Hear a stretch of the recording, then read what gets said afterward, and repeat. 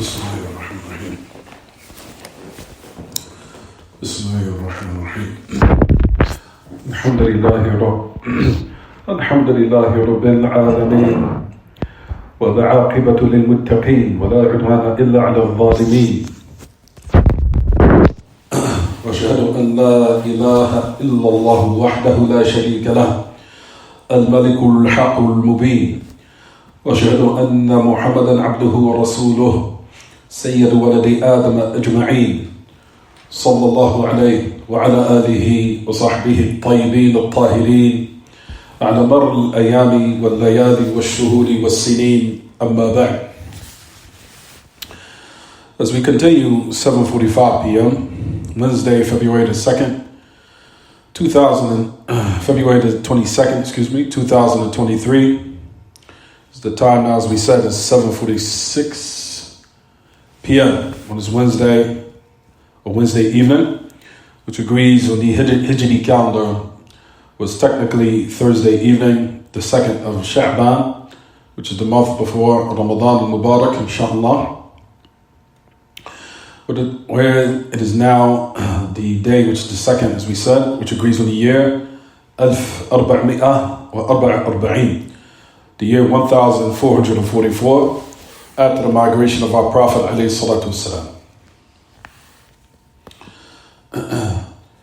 We continue in the live radio discussing the affair with Shaykh al-Islam Taymiyyah rahimahullah, where you continue to bring some of the benefits from another book. You'll find that the strategy of why Shaykh al-Islam Taymiyyah rahimahullah, that he extracted these benefits from other sources in order to establish that what he was calling to, meaning calling the Muslims to return back to that established affair in which the Muslims had abandoned every time a time frame became far away from Asr al-Nubuwah, from the time of prophethood. You'll find that the people started to embark upon other paths and other beliefs that distorted the pure teachings and the pure belief in which the Message of Allah was upon and the companions. And you'll find that Shaykh al-Islam Taymiyyah, during this time, the people thought that he was bringing something new. They thought that he was coming with a new affair, or he was newly inventing something, or newly introducing another affair in the religion. So Shaykh al-Islam Taymiyyah rahimahullah, these beliefs, or his belief that he was calling to, was establishing that this matter was already established. It's something that I'm not calling to or newly introducing you to. Rather, it's something that was established before, and that I'm just calling you to return back to it. And you'll find that he brings evidences from numerous scholars of the past, whether they be from the Mashriq or al-Maghrib, whether they be from the East, the scholars of the East, or the scholars of the West. And from those scholars of the West, who he was conveying his belief, is the great Imam Abu Muhammad ibn Abdullah ibn Abi Zamani. Muhammad ibn Abdullah ibn Abi Zamani were from the scholars of Al-Maghrib. He was from the scholars of the West, of the Western region, of what we know today as Spain, Portugal, and Morocco. That side of the region, or that side of the continent, in regards to Europe, you'll find that the Muslims had taken over a lot of those lands. Especially if you looked in history, as we know, the Muslims used to rule Spain. Until you'll find, like we said, there's an area in Spain which is called Andalusia. It's a beautiful land. And you can see Morocco if you go to some part of the region of Andalusia. And Andalusia is still to this day a city in Spain. It's still there. But the Muslims used to rule the whole land, used to rule Spain in general. But however, what is left, or the remnants of their rule, is that the end, or land specifically called Andalusia. There were scholars from that region, from our religion. And Shaykh al-Islam Taymiyyah rahimahullah is conveying his belief here. He's conveying his belief. What was his aqidah? In order to establish that these were the beliefs of the scholars from the East and the West. These were the beliefs of the scholars of the East and the West. And as we talked about the great scholar of Ahl Sunnah, Ibn Abi Zamani, he was from the scholars of Andalus. He originally was born in Spain. And he moved to Cordoba.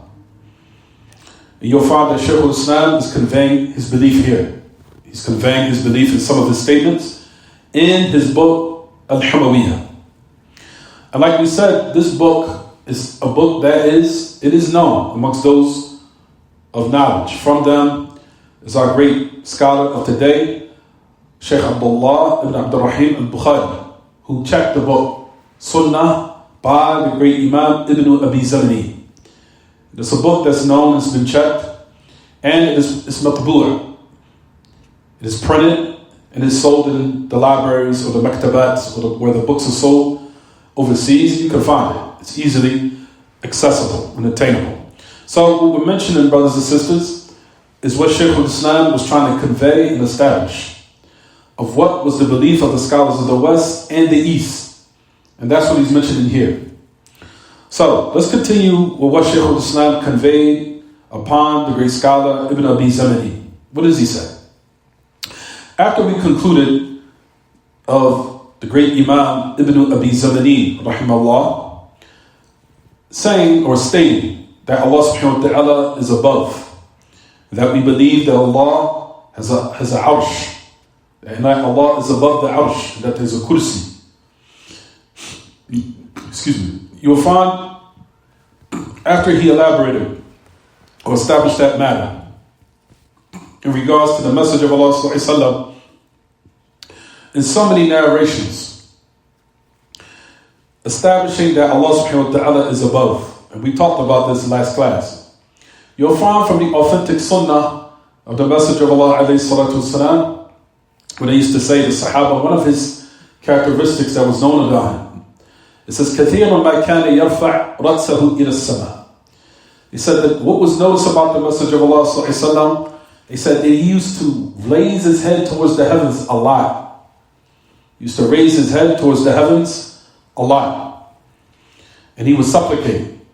So when he supplicated, he would look towards the heavens.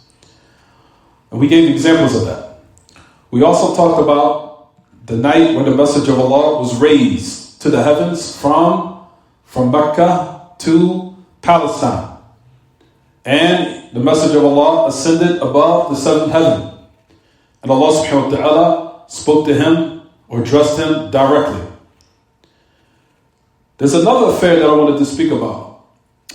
In order to establish that Allah subhanahu wa ta'ala was above, notice that the message of Allah alayhi salatu wasalam, that he did not hear Allah's voice until he arrived to the seventh heaven. When he arrived and went up, he heard Allah's voice. Alayhi salatu wasalam. Notice that the message of Allah did not hear Allah's voice until he arrived to the highest heaven and Allah addressed him. If Allah subhanahu wa ta'ala was everywhere, why would the message of Allah have to ascend to the seventh heaven? And Allah addressed him when he arrived to the seventh heaven. When he arrived, alayhi salatu wasalam, Allah subhanahu wa ta'ala addressed him directly. Addressed him directly in the affairs of the salawat, the obligation of performing the 5 prayers daily, even though it started with 50. And it was reduced to 5. And if you find in the same narration that the message of Allah alayhi salatu wasalam descended again. So he ascended and arrived to the seventh heaven, and he heard the voice of Allah subhanahu wa ta'ala. Then the message of Allah descended again until he arrived to the heaven, or the level of the heaven in which Musa alayhi salatu wasalam was or is alayhi salatu wasalam. When the message of Allah sallallahu alaihi wasallam informed Musa of the obligation of his ummah, as we know, Musa said, "Irji' ila rabbak was'alhu at-takhfif." Go back to your Lord and ask him for a reduction. فَإِنَّ أُمَّتَكَ لَا تُطِيقُ.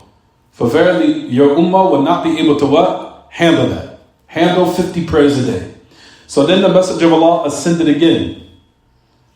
All of this ascension and descension, what does that indicate, everyone? That Allah subhanahu wa ta'ala is above. These are clear evidences and proofs that establish this matter clearly. بِجَلَاء وَبِكُلِّ وُضُوحٍ بِكُلِّ جَلَاء وَبِكُلِّ وُضُوحٍ. With all clarity, and with all what? Clairvoyance that what? That this affair is established, solidified. So, the Messenger of Allah ﷺ ascended, then descended, then ascended, then descended again, until the affair became as five salawat, 5 prayers in which Allah subhanahu wa ta'ala had obliged as a priority and an obligation on this ummah to be carried out every day.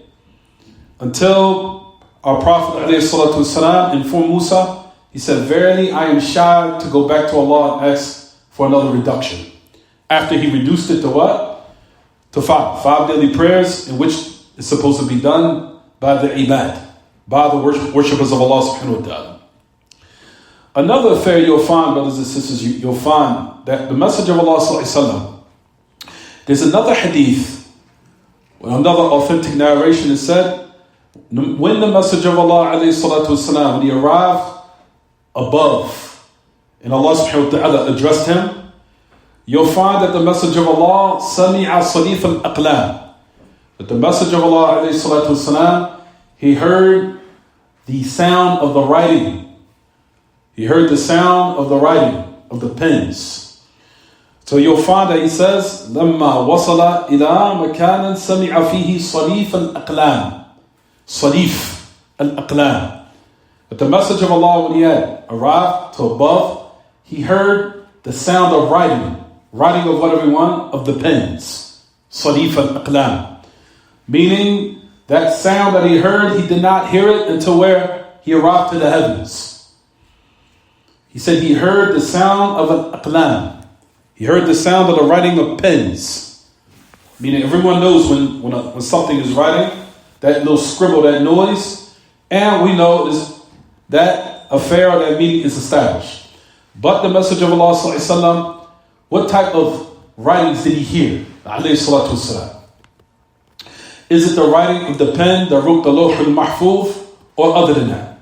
We'll say that or give the details in that regard in a minute. But just to summarize it, the type of writing or that scribble or that, if you want to say, that sound of writing, just to be accurate, the sound of writing of those pens.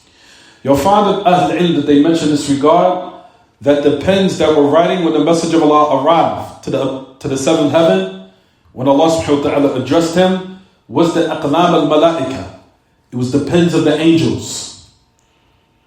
It was the pens of the angels. Writing down the maqadir, writing down the predetermined affairs of the creation, or the destined affairs of the creation, by the command of Allah, and Allah subhanahu wa ta'ala addressed His Prophet alayhi salatu wasalam. So you'll find that the Messenger of Allah alayhi salatu wasalam heard the voice of Allah directly, without any wasita, without any mediator, or anyone to deliver the revelation, such as Angel Jibreel alayhi salam. All of these matters draw up one conclusion and one affair, which is what, everyone? What is it? That Allah is what? Above. These are the evidences and proofs that you establish when you address someone who's been affected by Greek philosophy, where they say, no, Allah is not above.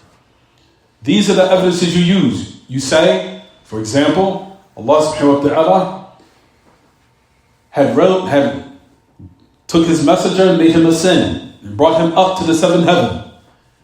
And that affair of the salawat was not established until he arrived to the 7th heaven. And he heard the voice of Allah, and he heard the sawt, or the noise of the pens writing down the predetermined affairs of the creation from the hand, or from the malaika, from those angels that were writing down. A person might ask the question, this is just quick.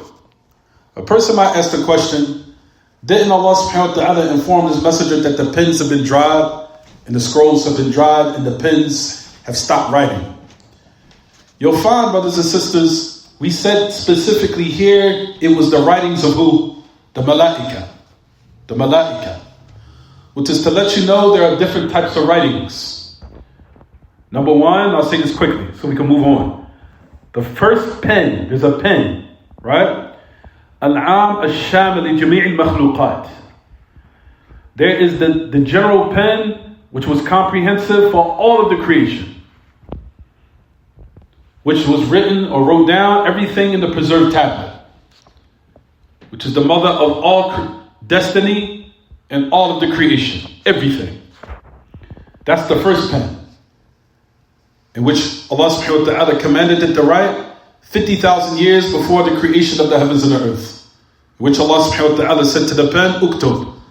فَقَالَ مَا أَكْتُبْ أُكْتُبْ مَقَادِيرَ كُلِّ شَيْءٍ. As it says in the hadith, that Allah said to the pen, write. And he said, what do I write? He said, write the predetermined affairs of everything, in which which was done 50,000 years before the creation of the heavens and the earth. That's the first pen. Number two, everyone, القلم الثاني حين خلق آدم. You'll find, of course, when Adam was created, the qalam al-am aydan, of that was also what? A general pen. A pen for what? A pen for the children of Adam. Lakin li bani Adam. You'll find in which Allah subhanahu wa ta'ala predetermined the actions of the children of Adam and their arzaq and their sustenance and how long they will live and whether they will be from the righteous or the wretched.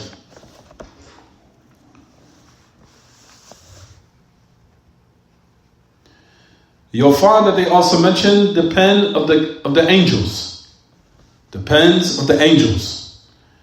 From the pens of the angels is when they are sent to the fetus of the womb, when a woman is pregnant and they come to her womb, and Allah subhanahu wa ta'ala commands for those 4 words.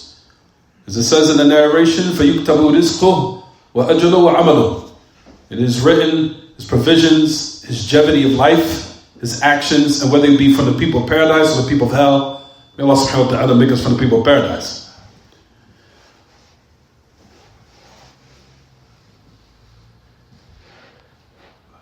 Then you will have the writings of the pens of the angels when the children of Adam reach puberty, when they reach adolescence, in which now they are entrusted with angels to write down their good and bad deeds.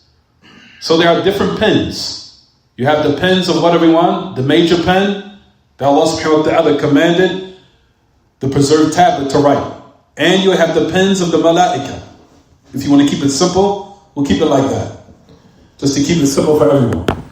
So you have the pens of the Lawh al-Mahfuz, and then you have the pens of the angels that they write down. So that pen is different from that pen. The pen of the malaika was the noise that the Messenger of Allah heard when he arrived to the heavens. You'll find that the great Imam Muhammad ibn al-Jami, rahimahullah, that he said in this regard, that the Messenger of Allah, when he arrived to the highest heaven, سَمِعَ صَلِيفَ الْأَقْلَامِ, that he heard the voice of the pens writing. That noise of the pens writing was the aqlam al-malaika. That was the pens of the angels. And they were writing the maqadir. They were writing the predetermined affairs or the destined affairs by the command of Allah. And Allah subhanahu wa ta'ala, as we know, addressed them. You'll find that also happened with Prophet Musa. As it comes in narrations, that Prophet Musa also heard the Sarif al-Aqlam, that he heard the noise of the pens writing, the Sawt al-Aqlam, the Sarif al-Aqlam. The point of the matter is why we are mentioning these evidences and proofs, because they are all evidences that show that Allah subhanahu wa ta'ala is above. So don't lose track of why we are mentioning this. These are evidences in concrete, evidence and proofs that Allah subhanahu wa ta'ala is above. Because the Messenger of Allah did not hear the sawt or the sound or depends until he arrived to the what? To the highest heaven, in which Allah subhanahu wa ta'ala, as we said, addressed him with the obligation of the prayers, and at the same time the message of Allah heard the sounds of the pens of the scribes of the pens, writing down those matters, or writing down those predetermined destined affairs. As it moves on, everyone, so you'll find that the great Imam Shaykh Muhammad al-Jami, this is what he mentioned in this regard. So let's keep going. ثم قال في باب الإيمان بالنزول. So now Shaykh al-Islam is bringing the aqidah of the great Imam Muhammad ibn Abdullah ibn Abi Zamani, rahimahullah. He's bringing another affair in which he believed. And keep in mind, he's a scholar from where? From the West, from Morocco, those affairs on that side. Even though he wasn't from Morocco, he was from Spain. Even though he moved to Cordoba, he was Cordobi, and he settled there. Shaykh al-Islam brings another statement of the great Imam Muhammad ibn Abdullah ibn Abi Zamani. You'll find that he mentions and says the belief from Ahl Sunnah, that they believe in the descension of Allah subhanahu wa ta'ala. You'll find that he says, قال ومن قول أهل السنة أن الله ينزل إلى السماء الدنيا ويؤمن بذلك من غير أن يحد فيه حدا. وذكر الحديث من طريق مالك وغيره إلى أنقاء. وأخبرنا وهب عن ابن وضاح عن زهير بن عباد قال من أدركت من المشايخ مالك وسفيان الثوري وفضيل بن عياض وعيسى. This is who we'll mention in a minute, who these great scholars are. He said from the statements of Ahl Sunnah that Allah descends to the lower heaven. And that Allah subhanahu wa ta'ala, when He descends, He does not mix with the creation. We do not believe that. He is still separate and distinct from His creation. And we believe that Allah subhanahu wa ta'ala what? Descends. When He wills, how He wills, and if He wills, and it does not resemble the descension of the creation. Hasha wa kalla. Notice that Ibn Abi Zamani says, we believe, they, meaning the people of the truth, believe that. Without min ghayri an yahuddu fihi haddan. He says, without them describing how it is. Without them describing how it is. Because they do not know how it is. Why is it? Because they don't know the that. They don't know Allah subhanahu wa ta'ala Himself, how He is. Well, how would you know His sifat? How would you know His characteristics? You've never seen it. You've never seen it. And those affairs you'll find that Allah has given us as description of His essence is way beyond our comprehension. As we mentioned in so many classes. You cannot even begin to understand an essence that has no beginning. An essence that has no ending. An essence that has complete knowledge without it being perceived by ignorance. Without it being preceded by ignorance. Can you even begin to understand that? Allah's knowledge is not preceded by ignorance. Whereas the knowledge of the creation is preceded by what? Jahl. Way beyond your comprehension. If you cannot understand these affairs of His essence, subhanahu wa ta'ala, how can you think you'll be able to understand His characteristics? That's what we mentioned here. So, let's keep going. Ibn Abi Zamani, that he goes on to say, وَيُؤْمِنُوا بِذَلِكَ. Without them saying how it is, or without them asking how it is.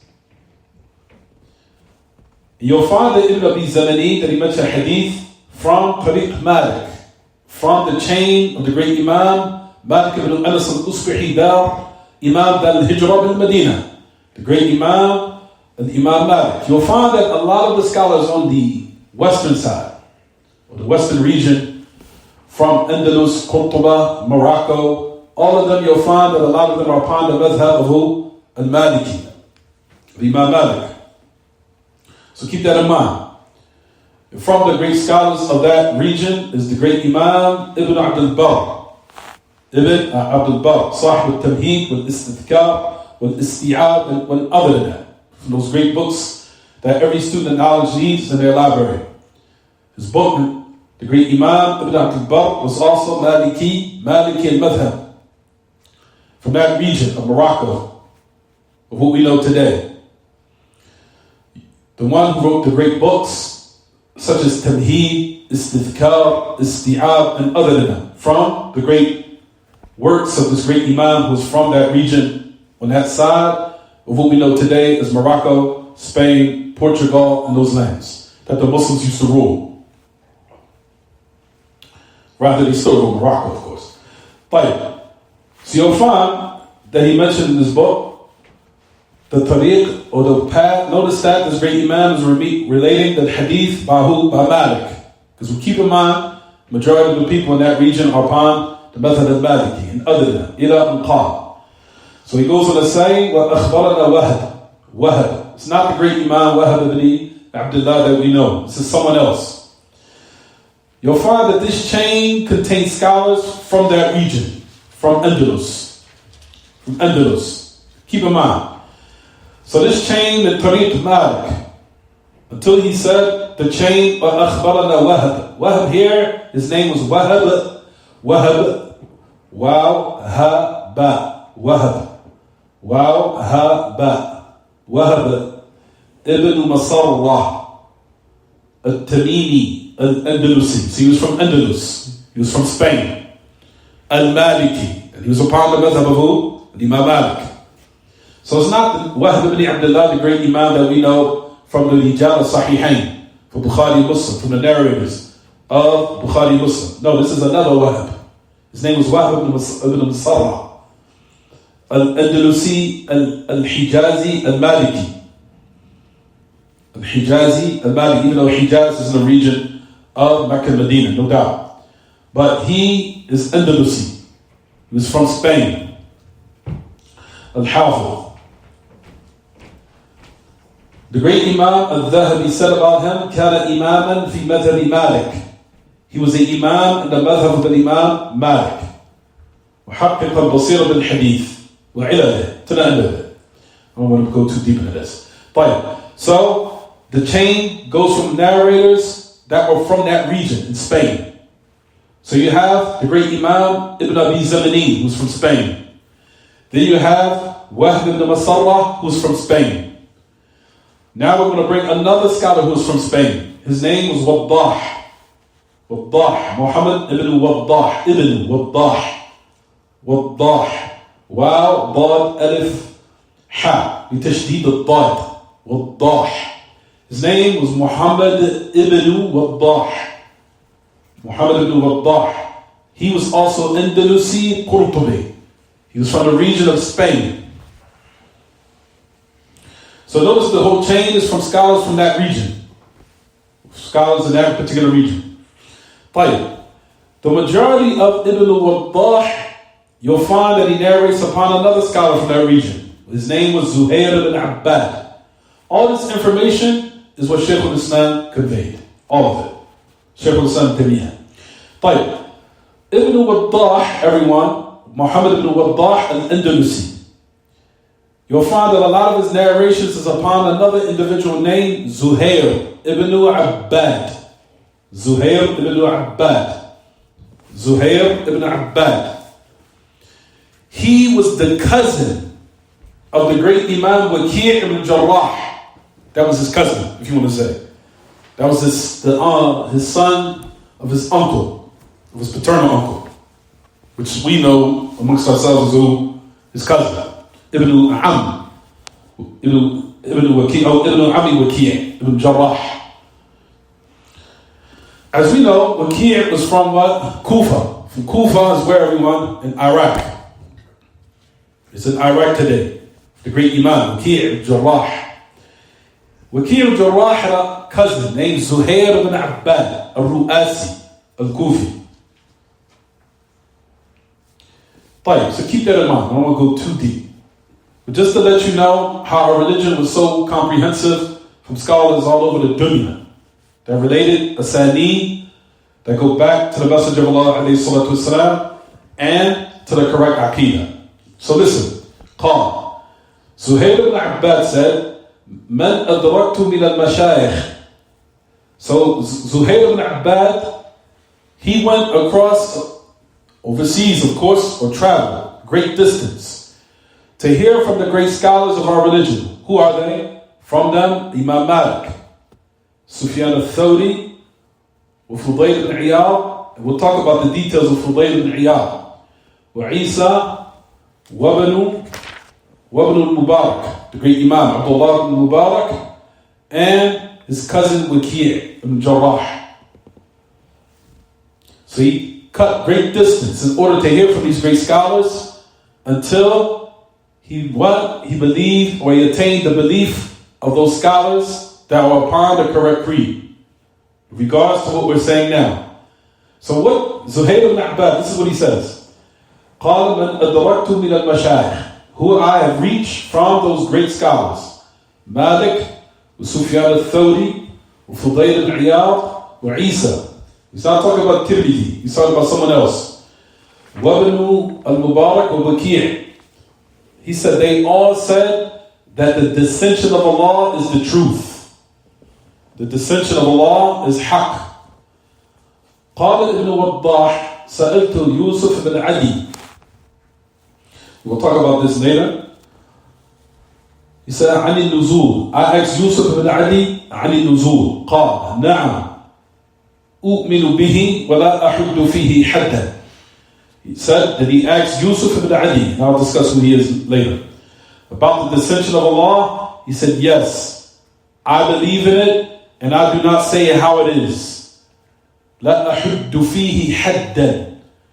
I do not say how it is. وسألت عنه ابن معين.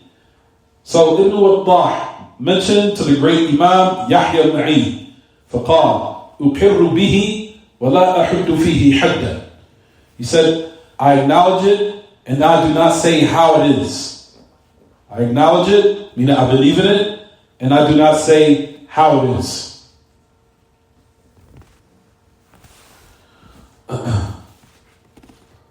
So based upon that, we'll explain a little bit and then we'll move on.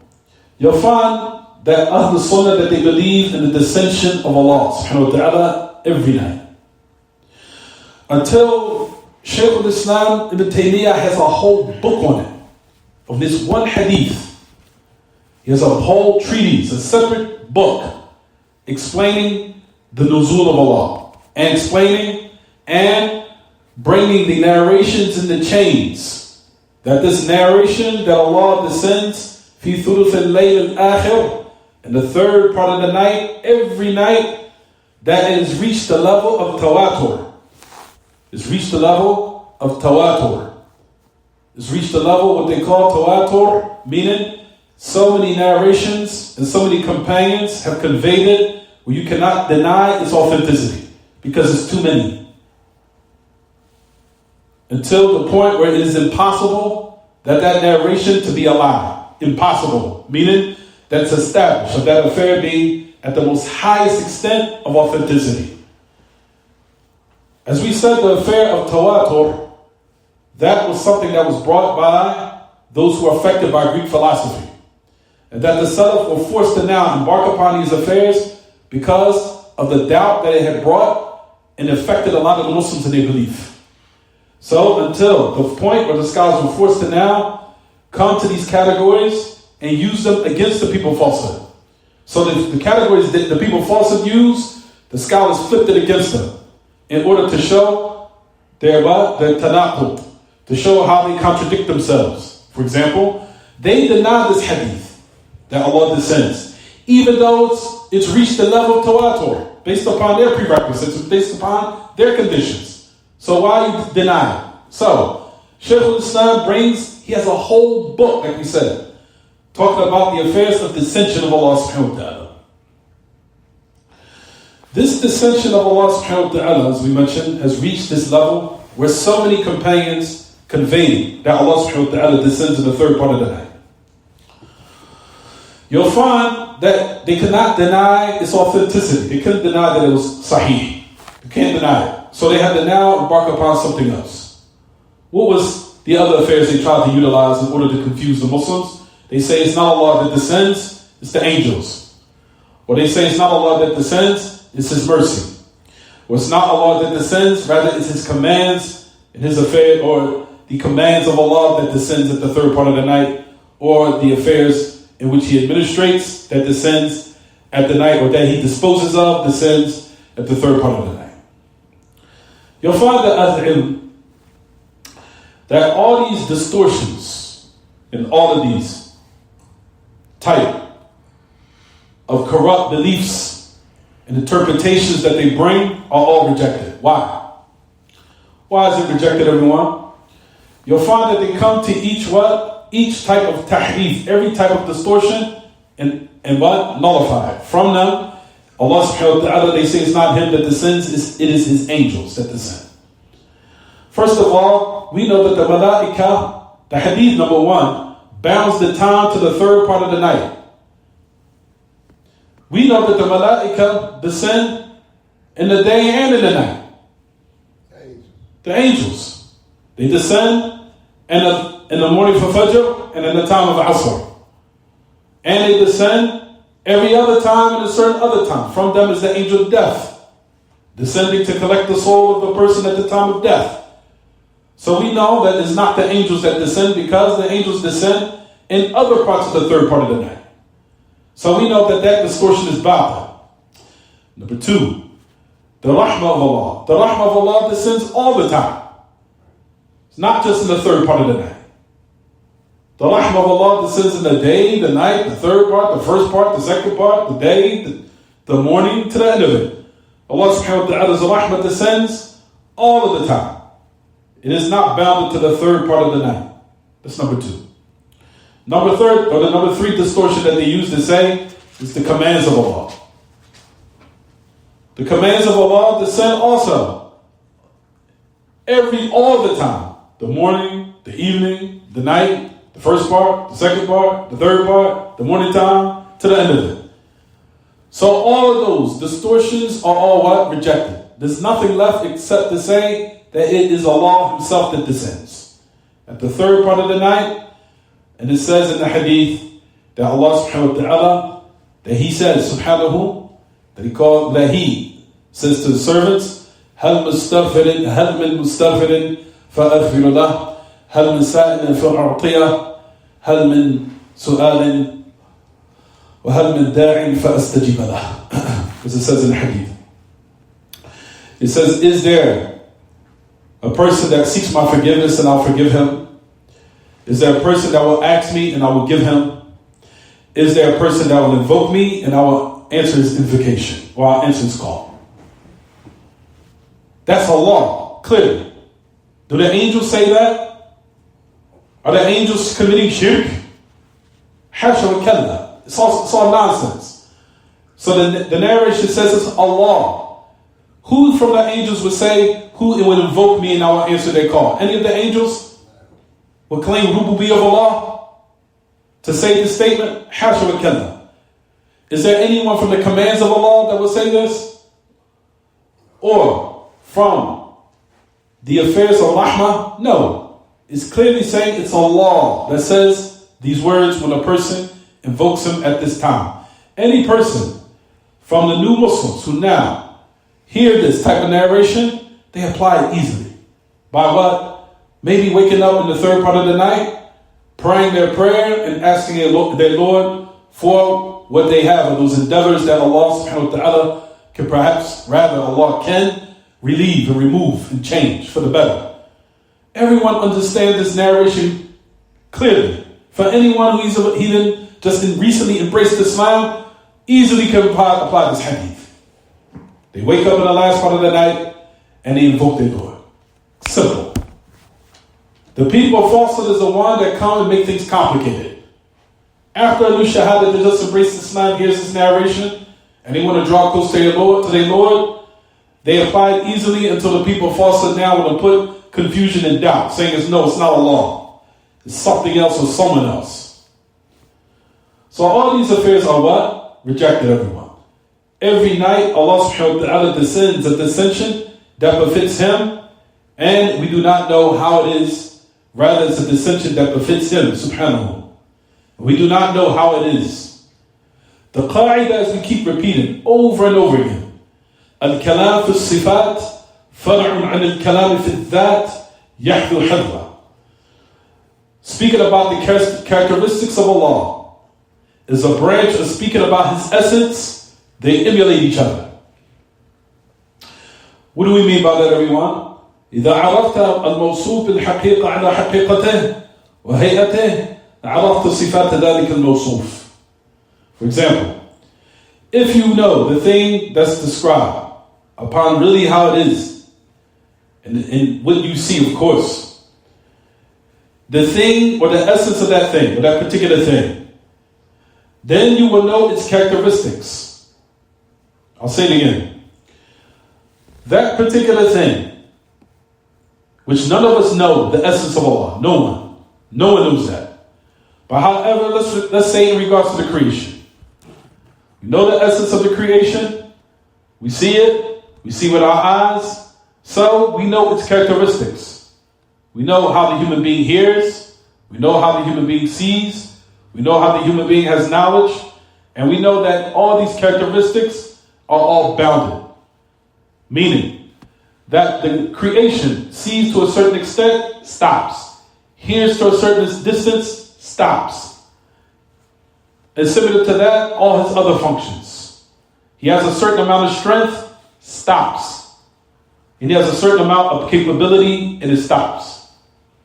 Why? How do we know that? We've seen it. Have we seen the essence of Allah? No. We've seen the creation. We see it in ourselves. We see its essence of who it is and who He is, and the shape and how and the manner it is, or He is, being a human being. Until we know what? Its characteristics. You hear, everyone? So you know the creation of its essence because you've seen it and you know its reality. It says, ولكن إذا كنت لا تعرف حقيقة الموصوف وإنما آمنت بالله. In regards to Allah subhanahu wa ta'ala, we have not seen what? Either. We believe in Allah in a faith of submission and affirmation. Submission to Allah and His trustworthy messenger alayhi salatu wasalam. And you did not see Him, nor do you know the true reality of His essence. If you don't know the true reality of Allah's essence, it is not permissible for you to find or look for the true reality of His characteristics. Is it clear what I'm saying, everyone? I'll say it again. You do not know the true reality of Allah's essence. You've never seen it. You never what? You do not know how it is. You've never seen the essence of Allah. So it's not permissible for you to know or look for what? His characteristics. And I'll stop here.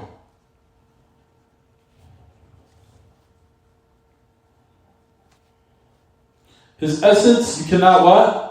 As we said, everyone, you cannot begin to fathom these affairs pertaining to His essence. His essence, you cannot what? Begin to fathom this affair. So how you think you'll be able to understand and comprehend His characteristics? Allah subhanahu wa ta'ala, like we said, His affair of what? He is bigger than everything. No beginning and no ending. His essence, you cannot begin even fathom that. So, hence, it is not permissible for you to try to understand what, everyone? His characteristics. From His characteristics is dissension. The dissension of Allah subhanahu wa ta'ala.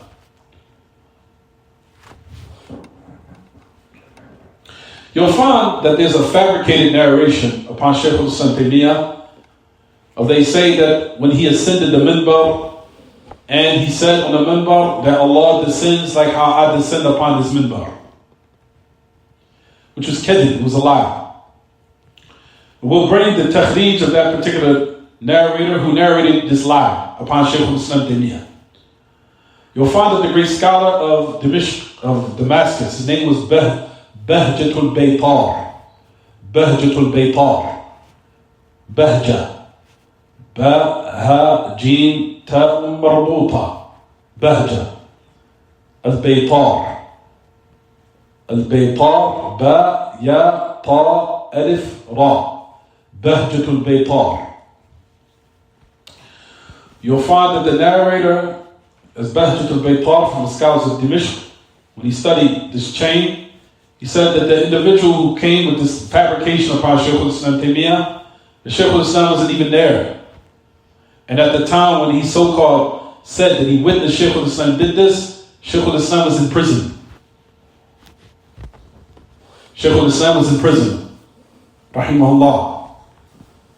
So how could you enter upon the land claiming that Shaykh al-Islam said that Allah descends to the lower heavens, similar to how I descend from his minbar, and then ascribe that statement to Shaykh al-Islam when he wasn't even there? And that particular statement that I'm sure that some of us have heard, accusing Shaykh al-Islam of this accusation or this false accusation, and when you study the chain, as we mentioned, it was what? It was totally incorrect. Because like we said, at the time when a person lied on him, he was where, everyone? He was in prison, rahimahullah. And we know Shaykh al-Islam was in prison unjustly.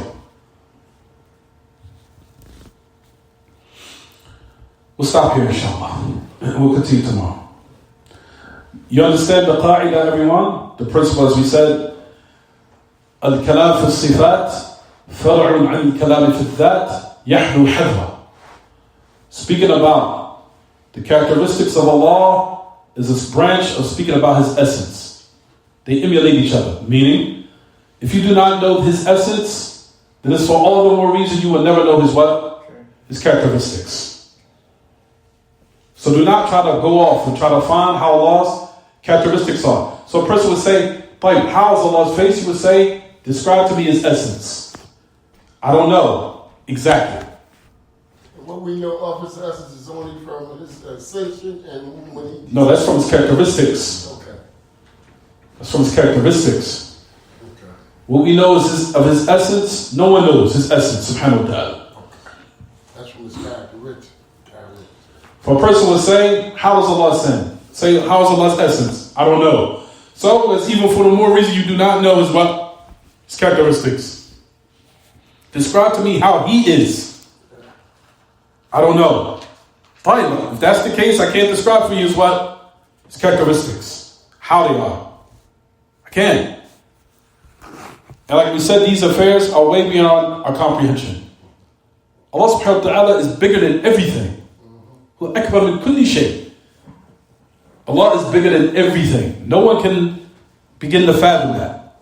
He's bigger than the Arsh, he's bigger than everything. In addition to that, like we said, his essence, from the characteristics of his essence, he has no beginning.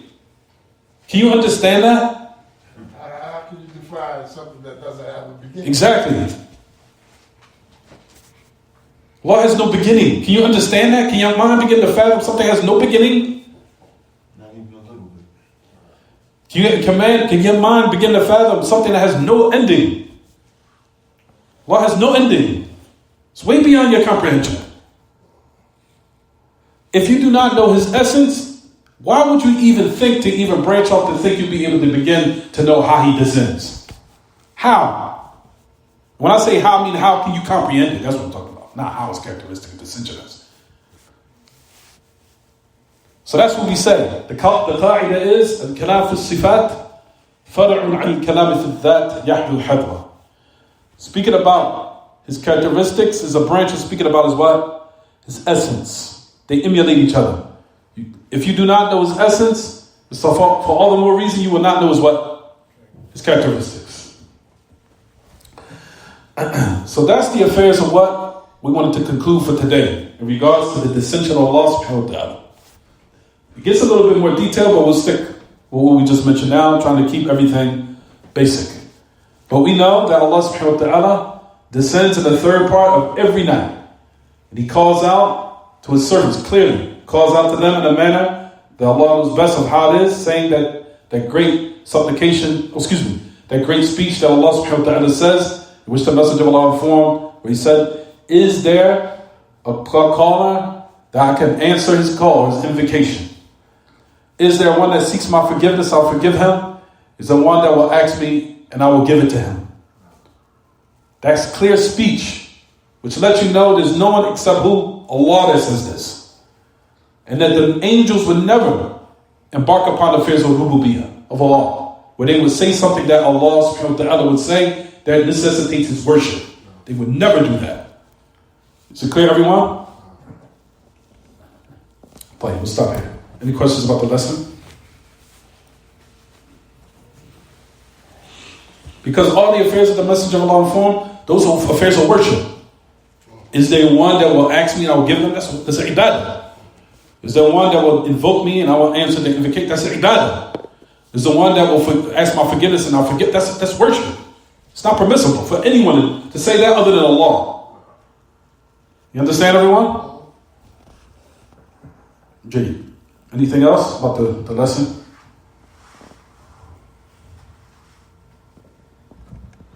Anything? طيب, we'll stop here inshallah. وصلى الله وسلم وبارك على نبينا محمد وعلى آله وصحبه. سبحانك اللهم وبحمدك أشهد أن لا إله إلا أنت أستغفرك وأتوب إليك.